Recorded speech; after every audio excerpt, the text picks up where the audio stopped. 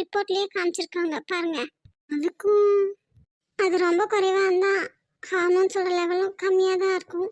இப்போ இந்த காலத்துல எல்லாம் 20+ங்கும் போதே நிறைய பேத்துக்கு ஏஎம்ஹெச் லெவல் லோவா தான் இருக்கு. Life style changes, stress, depression இதெல்லாம் ஒரு ரீசன் தான். ஆனாலும் உங்க அக்கா ஏஜ்க்கு 1 அப்படிங்கிறது ரொம்ப லோ தான். இந்த மாதிரி சில ரேர் கேசஸும் இருப்பாங்க. அவங்க அம்மா வயிற்றுல குழந்தைய ஃபார்ம் ஆகும் போதே ஏஎம்ஹெச்க்கான குறைபாடு இருந்திருக்கும். இதுக்கு வேற எதுவும் பண்ண முடியாதாங்க டாக்டர்? அதனால தான் இவங்க ட்ரீட்மெண்ட்ஸ் எடுத்தாங்க தான் madam. 4 times IUI 3 times IVF try பண்ணியிருக்காங்க. ஆனால் எதுவுமே சக்ஸஸ் ஆகலையே. சக்ஸஸ் ஆகிறது நம்ம கையில் இல்லையேம்மா. ஏஜை பொறுத்து சக்ஸஸ் ரேட்டும் டிஃபர் ஆகும் தான். மற்றபடி வேற எந்த பிரச்சனையும் இல்லைங்க.